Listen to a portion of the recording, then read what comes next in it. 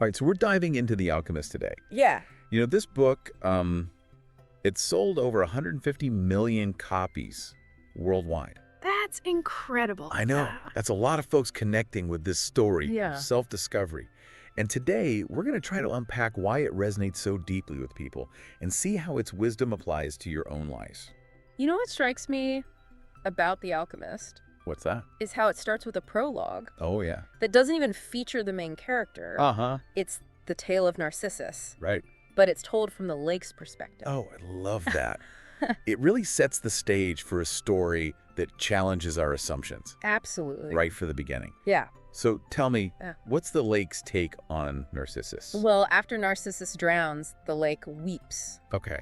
And when the goddesses ask why, the lake says it never noticed Narcissus's beauty, but rather saw its own reflection in his eyes. That's a powerful image, right? It is. The idea that what we see in others might actually be a reflection of ourselves. Right. Maybe that's a clue about how we should approach Santiago's journey. Absolutely. Okay. We meet Santiago, a young shepherd in Andalusia, who keeps having this recurring dream about treasure at the pyramids of Egypt. Okay. And wouldn't you know it? Yeah. He actually seeks out an old woman known for interpreting dreams. Classic. Right. So she tells him, yep, you got to go to the pyramids. Yeah.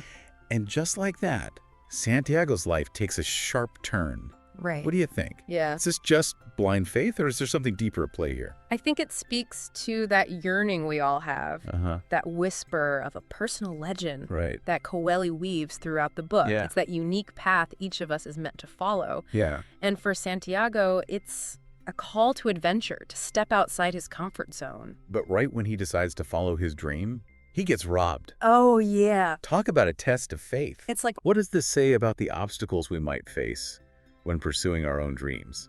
it's almost like a universal law, isn't it? Yeah. When we commit to something big, challenges inevitably arise. It's Yeah. how we respond to those challenges Right. that truly defines our journey. And Santiago doesn't give up, does he? Nope. He finds himself working for a crystal merchant Yeah. who, interestingly enough, has his own unfulfilled dream of going to Mecca. I find the Crystal Merchant to be a fascinating character. Oh, yeah. Yeah, he represents that part of us that gets comfortable, Uh-huh. that settles for what's familiar, even if it's not truly fulfilling. Yeah. It makes you wonder how many of us are living out someone else's dream or clinging to the past instead of stepping into the unknown. It's so easy to get stuck in a rut. It is. In Santiago, he shakes things up at the crystal shop. Oh, how so? He suggests selling tea in crystal glasses. Oh, okay. Sales boom. Nice. But the merchant resists the change. It seems so counterintuitive. Why would someone resist success? Because change, even positive change, can be scary. Right. It challenges our sense of control, Yeah. our routines. Yeah. The crystal merchant's fear keeps him tethered to a life that's safe, Uh-huh. but ultimately unfulfilling. Right. It's a reminder that sometimes discomfort is a sign we're on the right track, that growth is happening. Makes you think about where you might be clinging to comfort in your own life, doesn't it? It does. But Santiago keeps that dream alive. Yeah. He yearns to reach the pyramids. This is where the concept of the language of the world starts to emerge. The language of the world is like a secret code, isn't it? Yeah, what is that all about? It's about recognizing the interconnectedness of everything, the signs and synchronicities that guide us. It's about tuning into that deeper wisdom Uh-huh. that speaks through intuition and gut feelings. But how do we learn to understand this language? Santiago seems to pick it up almost by accident. I think it's about paying attention. Santiago is present in his experiences. He notices the details, Okay. the subtle shifts in energy, Right. the omens that appear along his path. Yeah. He's not just going through the motions, Got he's it. actively engaging with the world around him. So after working at the crystal shop, Santiago earns enough to go home. Okay. But he finds those two stones, Yeah. Urim and Thummim, Right. given to him by the old king he met back in Andalusia. Ah, yes, the stones of divination. Yeah, what do you make of them?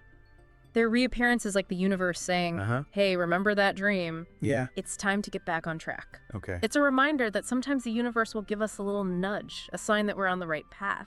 It's that feeling when you know you can't ignore your calling any longer, isn't it? It is.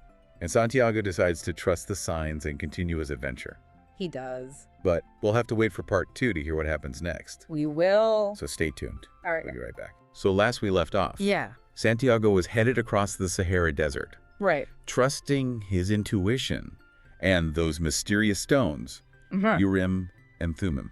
Okay. It's getting pretty epic, wouldn't you say? Absolutely. And the caravan itself Yeah. becomes like a metaphor, doesn't In it? a way. All these different people from all walks of life Mm-hmm. heading toward a common destination, Right. each with their own stories and reasons for being there, Yeah, just like in real life. definitely. And one of the people Santiago meets on this caravan Yeah. is an Englishman who's obsessed with Oh, yeah. alchemy. Alchemy of all things. It seems almost too perfect, Right. given the title of the book. Quite symbolic, isn't it? It is. And the Englishman, well, he represents a different way of pursuing knowledge. Uh-huh. He's all about books, formulas, Right. the intellectual pursuit of alchemy, Got it. which is a stark contrast to Santiago's more intuitive approach. It's like the head versus the heart, right? Yeah, absolutely. And they're both in this vast, unforgiving desert. Right. What do you think Coelho is trying to say about the role of the desert in this journey? The desert is a place of stripping away, isn't it? Okay. It's about confronting your fears, your limitations. Uh-huh. It's about learning to adapt, Right. to be resourceful, Yeah.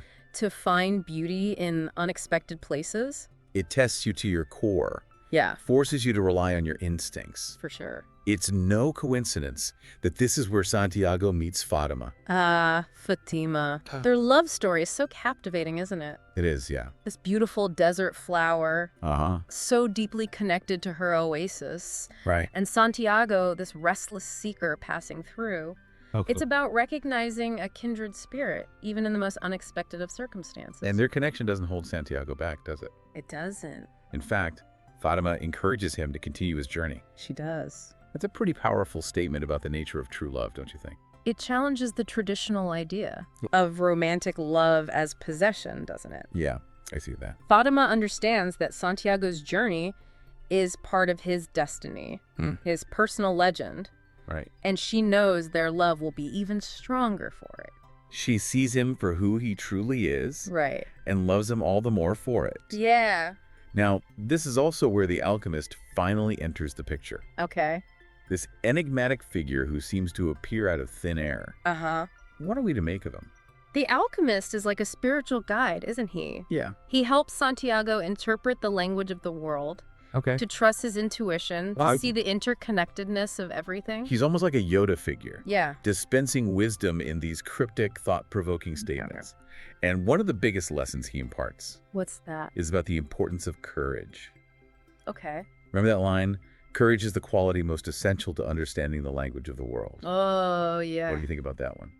Well, it suggests that without courage, we limit our ability to truly experience and connect with the world around us. Mm-hmm. We hold ourselves back from taking risks, from stepping into our full potential. We miss out on the magic of the journey. We do. And speaking of magic, Santiago has that incredible vision Oh, yeah. of an army about to attack the oasis. It's a huge test of his character, wouldn't you say? Absolutely. It would have been easy for him to stay silent, Yeah, to protect himself, right. but he chooses to speak up, He does. even though it puts him in danger. Right. It shows that true courage Uh-huh. isn't about being fearless, Right.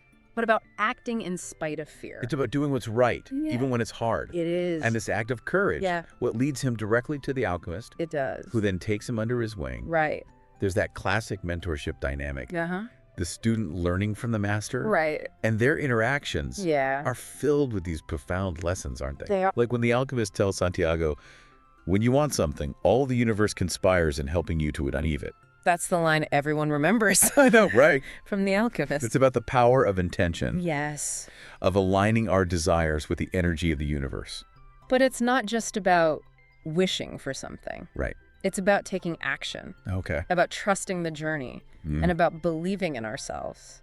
And sometimes that journey requires us to face our fears head on. Yeah. Like when Santiago is confronted by those raiders in the desert. Oh. It's almost surreal, right? It is. He stands there, armed with nothing but his faith Yeah. and his newfound understanding of the language of the world. It's a powerful moment, isn't it?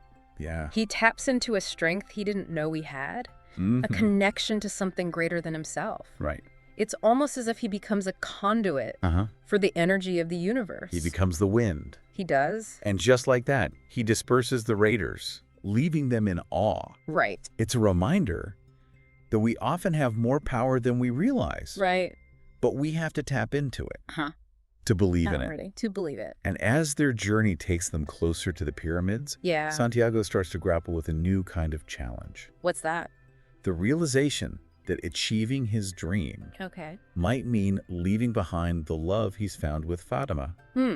It's a conflict many of us can relate to, right? It is. The pull between our personal aspirations and our commitments to others. It's a classic dilemma. It is. But the alchemist reminds him that true love doesn't hold us back. It sets us free. Right. He even says, love is the force that transforms and improves the soul of the world. Wow. It's a beautiful sentiment, and it gives Santiago the strength to keep going. And that's where we'll pause for now. Okay. Leaving Santiago on the cusp of reaching the pyramids. Right. His heart full of both anticipation and a touch of sadness. Yeah. That makes you wonder, doesn't it? It does. What awaits him at the end of his journey. We'll have to find out in part 3. Okay. So Santiago journeyed across continents. Right. Learned from mentors, faced down fears. He did. And now he's finally standing at the foot of the pyramids. He made it. You'd think this is the moment of triumph. You would think. But Coelho throws in another curveball. Oh, what's that? Santiago encounters refugees fleeing tribal warfare, and he gives them all his money. Wow. Talk about a selfless act. After all he's been through, right? To just give it all away, it seems crazy. It's almost like a final test, isn't it? What do you mean? A test of his attachment. Okay. His true understanding of what really matters. It makes you think about what you would do in that situation. It does. Would you cling to the dream? Right. Or follow your heart? Exactly. Yeah. And Santiago, without hesitation, chooses compassion. Wow. It shows how much he's transformed. He's not driven by greed or desperation anymore. He trusts that the universe will provide. He does. And speaking of providing, yeah, he ends up at a Coptic monastery. Okay. Guided by a monk. Right. And it turns out this is where the alchemist was leading him all along. It's like all those seemingly random events, the twists and turns of the journey, were actually part of a larger plan. Yeah. A plan that even Santiago wasn't fully aware of. It's a great reminder that sometimes the path unfolds in ways we can't predict. It is. And at this monastery, he witnesses the alchemist perform alchemy, turning lead into gold. Imagine that. Well, a tangible demonstration of transformation. Yeah. Of turning the ordinary into something extraordinary. It's a metaphor for the potential that lies within each of us, isn't it? Absolutely. The ability to transform our lives, our circumstances, even our own selves. Ourselves. And the alchemist shares some of this gold with Santiago. Yeah. Almost as if to say, see, trust the process. The universe takes care of those who follow their hearts. It's about abundance, isn't it? The belief that there's enough for everyone. Right. That generosity doesn't diminish our own wealth, but rather expands it. It's a powerful message, especially in a world that often emphasizes scarcity and competition. I agree. But just before Santiago heads to the pyramids to finally dig for his treasure, the alchemist tells him a story. Okay. About a father who receives a vision. Yes, the story of the centurion. Yeah. It's a story within a story, a subtle shift in perspective that completely changes the meaning. The father thinks the vision means his son. Okay. The poet will achieve fame. Right. But it's actually his other son. Yeah. A Roman centurion. His centurion. Whose simple prayer becomes immortalized. It highlights the unexpected impact we can have. The ripples that extend far beyond our immediate actions. Okay. It's not always about grand gestures. Right. Sometimes the most powerful contributions come from the simplest acts of kindness and faith. It's a humbling thought. It is. And now, Santiago, filled with these lessons, reaches the pyramids. Finally. But when he digs, he finds nothing. Can you imagine the disappointment? After all these trials. Yeah. And then, to make matters worse, he gets rocked. Oh, no. Beaten, mocked for believing in his dream. It's a brutal low point, right? A test of his resilience. But in that moment of defeat, he remembers the alchemist's words. Wherever your heart is, there you will find your treasure. Awful words. And that's when it hits him. The real treasure. Yeah. Wasn't buried at the pyramids at all. Where was it? It was back at the abandoned church. The church. Where his journey began. The place where he first had the dream? Yeah. Coelho brings it full circle, doesn't he? He does. It suggests that sometimes the answers we seek are closer than we think. Right. That the journey itself might lead us back to where we started, but with a newfound understanding. Santiago returns to that church. Okay. Digs beneath the sycamore tree. Right. And finds a chest filled with gold and jewels. He found it. It's like the universe saying, you were on the right path all along. You just had to trust the process. He found the treasure, but more importantly, he found himself. Right. He discovered his courage, his resilience, his capacity for love and compassion. He learned to listen to his heart. Yes. To understand the language of the world, to embrace the unknown. Mm-hmm. He became the alchemist. Exactly. And that transformation, that's the true treasure, isn't it? It is. The realization that the journey itself is the reward. That every experience, every challenge, every encounter shapes us. Yeah. And leads us closer to our true selves. And so Santiago returns to Fatima. Right. Not as a boy chasing a dream, Uh-huh. but as a man who's found his purpose. Right. He's found the treasure within. The Alchemist is a powerful reminder that the journey of self-discovery is never truly over. Yeah. It's about embracing the adventure, trusting the process, and believing in the magic that unfolds when we follow our hearts. So as we close our deep dive into The Alchemist, we leave you with this question. What's your heart calling you to? What treasures are waiting to be discovered on your own unique journey? Listen closely. Yeah. The whispers of your personal legend are all around you.